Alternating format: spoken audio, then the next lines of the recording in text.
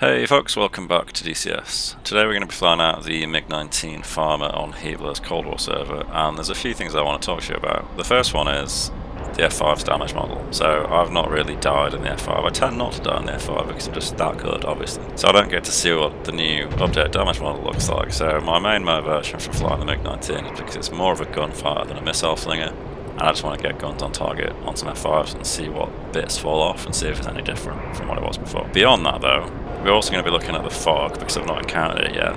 And the other thing is the spotting and the ARU system in the MiG-19. So the ARU system I'll explain in a little bit. A combination of being able to pull harder and fighting in fog where the combat tends to be much shorter range and closer, so I can pull a tighter turn circle and people have to get closer to me to see me anyway. It means that the MiG-19 survivability goes up enormously in the late Cold War set. The MiG-19 doesn't have any countermeasures, so where people are firing things like AIM-9Ps, AIM-9Js, or even Sparrows, it's kind of boned unless you're close, knit and really tight on people when they do it.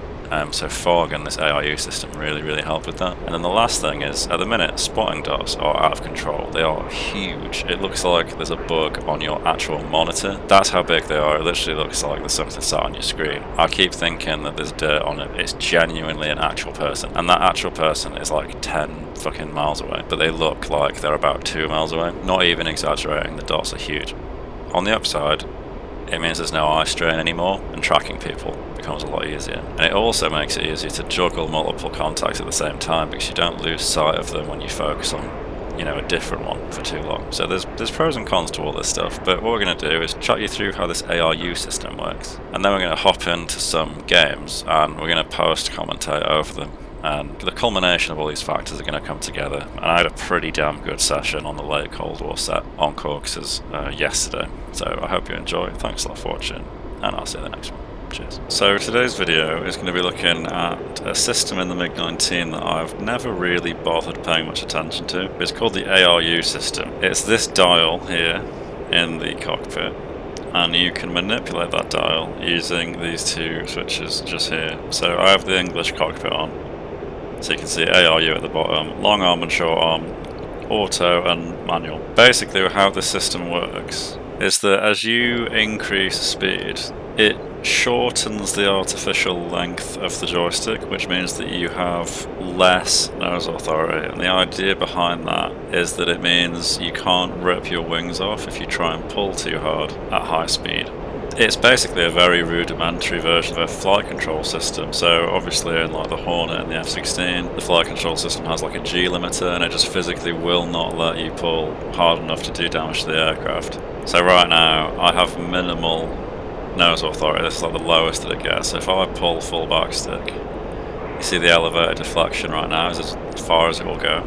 If we bleed the speed off all the way until we get this dial bleeding down, and we'll take note of the speed where this comes into effect as well.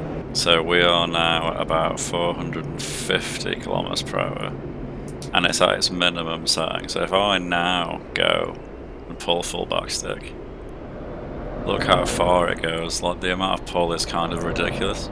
The way I've always flown the MiG-19 is to basically just leave it in auto, because as you get slower, your nose authority gets better, and as you get faster it gets worse. And what that basically means is that the MiG-19, through a product of this system, actually has really good energy retention, because when you're fast you can't physically pull hard enough to bleed the speed off, so you stay fast for a really long time. And if you stay fast, then it becomes like a rate fighting beast, because you can't physically pull hard enough to get slow. It's basically like the Viper of Cold War, and you can rate fight everything to death really efficiently. But when you get to the point when you're coming around into someone's control zone, actually getting shots on target is quite difficult, because if you're still fast then you don't have the nose authority to make snapshots. So what I've never experimented with, and what the idea behind this video, is that I'm going to leave it in manual, but I'm going to put the long arm setting on so that even at max speed I can pull the stick as hard as I want. If you pull too hard, then you rip your wing off like that. So what I've essentially done is turned the MiG-19 into an F5, and we're going to see if By being careful, I can mitigate the wing rip, but benefit from increased nose authority, and see if it helps me get any more shots on target that I might have missed otherwise. Alright, so at first, I started flying the MiG-19 in the same way that I always did, which is to treat it like a two-circle fighter, try and avoid having to pull too hard, and work around the idea of retaining as much energy as possible. So rather than like pulling in for high angle deflection shots, I'm climbing up, I'm working around, and I'm using the vertical a lot, so that when I do come in for a gunshot, my angle of incidence with the target is lower. Or I just get them to cross my nose without me having to pull for the shot, and just try and time the alignment, which sometimes does and sometimes doesn't work. But through this I realised that actually, because I can pull really hard now, I don't need to do it like this anymore, and you can actually basically just play the MiG-19 as a one-circle fighter. And it works super well for this, because you can out-accelerate everything, so you can actually afford to get slow. And it just doesn't matter, because you can get fast again quicker than everything else. Here's actually our first taste of the F5's damage model change. We get a singular hit on the rudder, which shears part of it off. It looks like he's flipping out of control, and then the 21 hits him with a missile. And the damage that falls off, it looks pretty similar to how it was before. So the particulars of the ARU system basically mean that if I'm below 800 km per hour, I can pull pretty hard without worrying about the wing ripping off. But if I'm above that, then the wings will rip off. If you have the ARU in auto, then it means that, say you're at 600 km per hour, it would limit some of your input. And if it limited my input here, I probably would have actually crashed into the floor. So by having the ARU set to the long arm setting, I have full elevator deflection at all times, which means that I can afford to take crazy shots at low altitude a little bit more riskily, if that's a word, because I can actually pull hard enough to recover from the dive in a way that I wouldn't have been able to before. So here we're going to look at the application of the one circle fight against this F5. So traditionally I would have actually turned away from him and entered a two circle. I would have turned the same way, but now I'm actually turning into him every time we merge. And if I get slow, like I said, I can just accelerate faster than he can, and I can climb better than he can as well. So it doesn't really matter. I can pull into him for days because I can almost match him in nose authority with the ARU on long arm. And if I keep going up, he's just not going to be able to follow. So it's unfortunate there that MiG-21 blasted through and overshot him, because he's going to end up dying because the F5 is going to launch a missile on him. It does distract the F5 from me, which is good, obviously. But the only reason we ended up in this situation is because I was trying to get the F5 slow, which we succeeded in doing, and that is going to make it so that our really crappy K-13s actually do manage to finish him off. So, nice easy kill there. In a second we're going to be merging with another one, and we're going to just employ the exact same tactic as before. So he's 4 kilometers away, bearing 116, so I'm looking out for him. He goes over to the right, and again I'm pulling into him rather than away from him. And I'm coming upwards so that he'll come up to meet me. If he climbs through, he'll bleed the speed.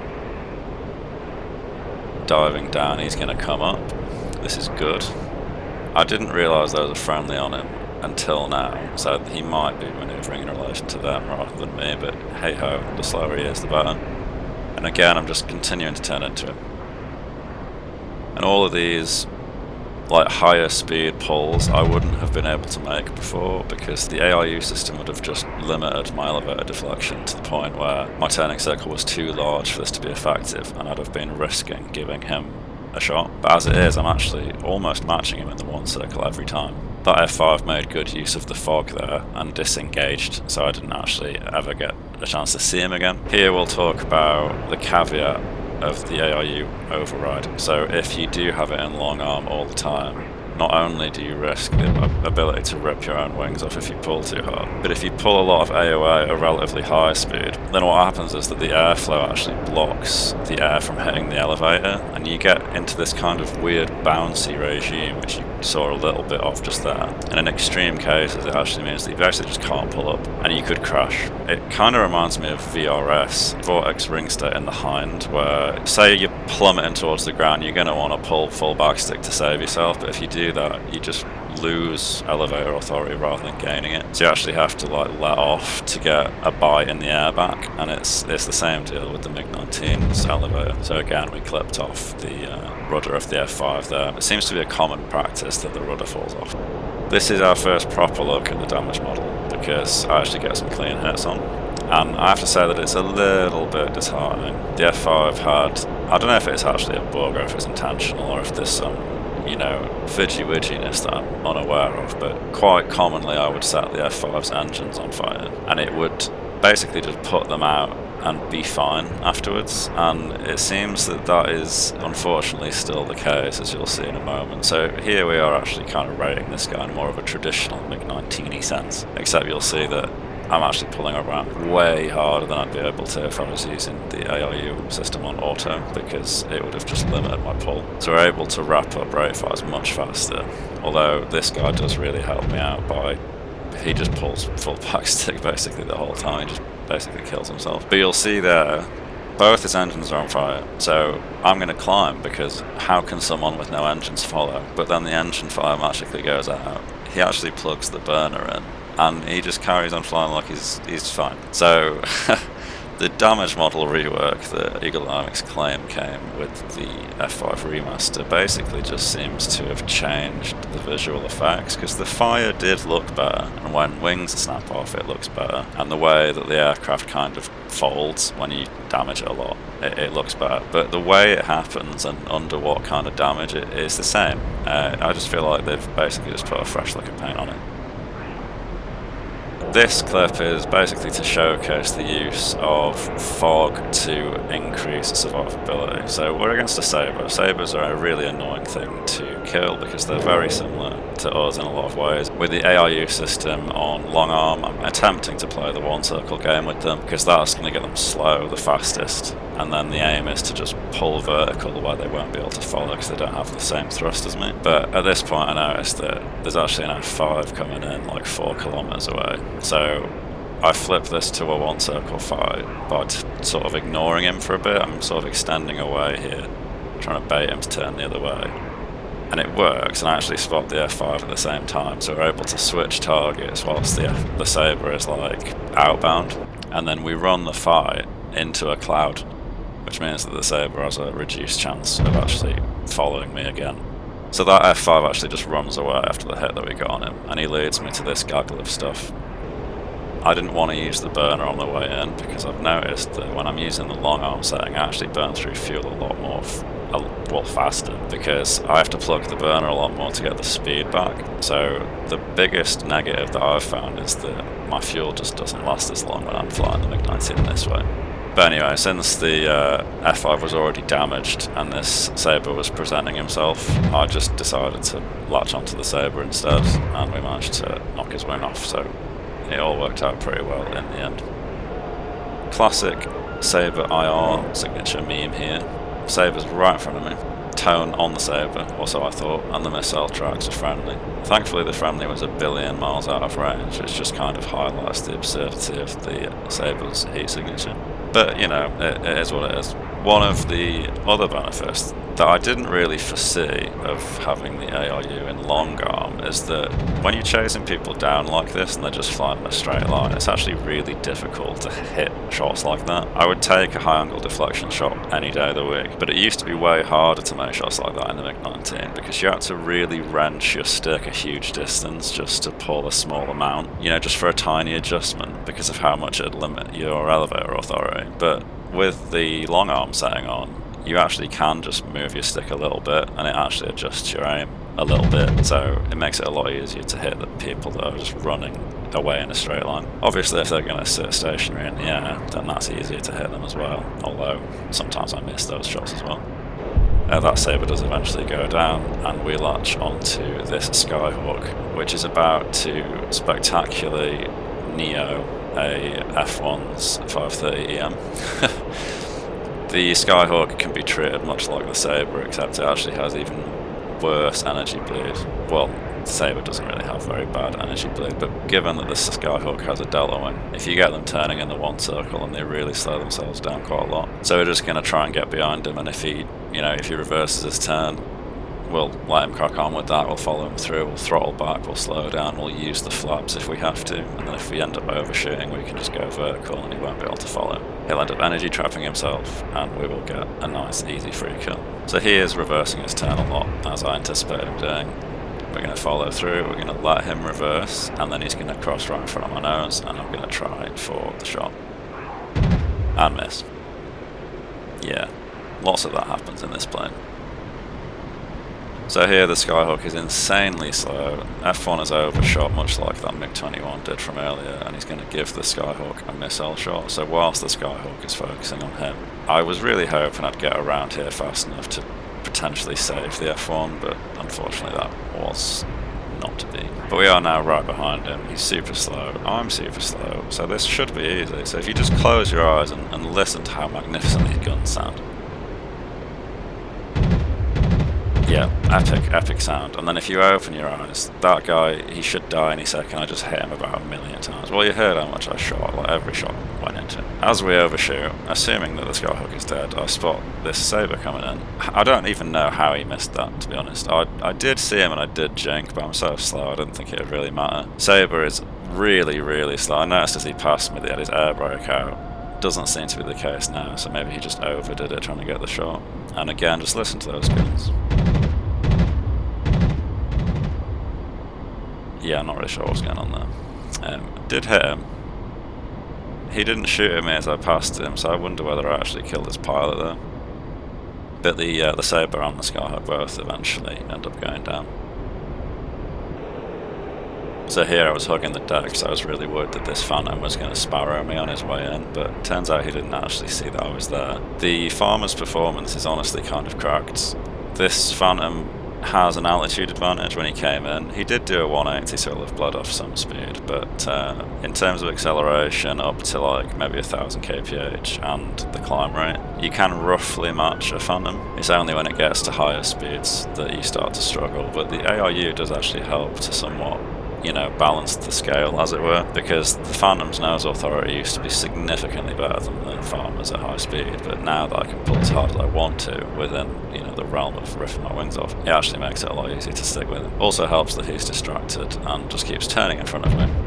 So I always bring rockets with me on the Farmer, just as like an extra thing, and to, plug them into some ground targets if I happen to get the opportunity, but I've also always wanted to kill an aircraft with them.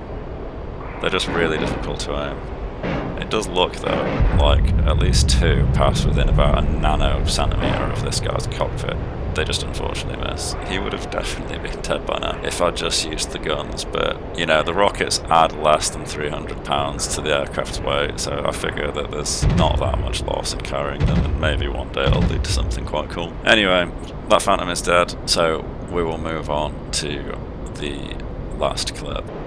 And this is a perfect example of why I always go for the gun kill even when it might not be the most viable thing. Like, I could definitely have killed this guy with a missile if I'd just come in differently. I could maybe even fire one at him now. But the reason that I go for guns is mainly just because it's more satisfying and I feel like there's more skill involved, and when people missile me, I just think that's so fucking lame. If you've got me dead to rights, then just, shoot your shot. And the more you do, the better you'll get. And then it leads to having actual dogfights, which are just way more interesting than just, pressing a button and watching a target blow up. So this guy is pulling super hard and he's going into a climb, which is just going to help me out basically. We do manage to clip his tail. Sabre's damage model is just a bit of a meme, so I actually have no idea if this guy's crashing or if he's just feigning it. I don't know if the shot that connected it actually did a single thing to him. Risky head on here. Unfortunately miss him. Thankfully he misses us with his guns and his plane. But we're going to keep with that one circle tactic that I was talking about. So as he turns in, I can tell he's really slow, so I'm actually using my thrust to stack high, and I'm throttling all the way down, actually popping my flaps to make this turn because of how low we are. And I nearly bottle this. You'll see that elevator wobble thing I was talking about coming back in. Can't believe I missed that shot. I've got about 20 rounds of ammo left, so I'm actually trying to posture for an angle where there's enough separation for me to just fire a K-13. So I'm running the one circle tactic, and I'm not like pre-reversing, I'm letting him open up a gap, and if he keeps turning left in the rate like this, then it should give me a perfect opportunity to get a missile off. And I actually nearly visually lose him there, but managed to snap back to him just in time. Pretty close range, but that gets him, and that is the end of the video, folks. So I hope you've enjoyed. I hope if you have the MiG-19, you'll consider giving the ARU system a go. And in summary, I think the ARU system is worth manually setting to long arm because it just increases your general versatility by allowing you to pull harder to evade missiles. You can stay tighter to hostiles in terms of like denying them the launch envelope for missiles, especially like the better Fox 2s that you get in the later Cold War sets. Ultimately, it just helps to negate the lack of countermeasures MiG-19 suffers with, and it also helps you with potential snapshot opportunities that you wouldn't otherwise get. The loss of energy generated by pulling harder is less of a concern for the MiG-19 because of its performance advantages over most of the things that it sees in a Cold War setting. And the only notable loss for me was that flight times tended to be shorter because I was relying more on the afterburner to recoup speed after an engagement. But combined with fog and being able to dip into concealment to break visual contact, it's given me the confidence to fly the Farmer in the late Cold War sets again. Where previously I reserved it for the 60s era rotations only just because everyone else is limited to crappy Fox 2s, and I can actually deal with those kinematically a lot more easily than I can the more modern missiles. Hope you enjoyed the video though, folks. Thanks a lot for watching. Remember that I might disappear because I'm moving house at the end of this week, so I'll try my best to keep the content flowing, but I can't promise anything. If you watched the video this far, then quote your favourite movie line in the comments and I'll see how many I recognise.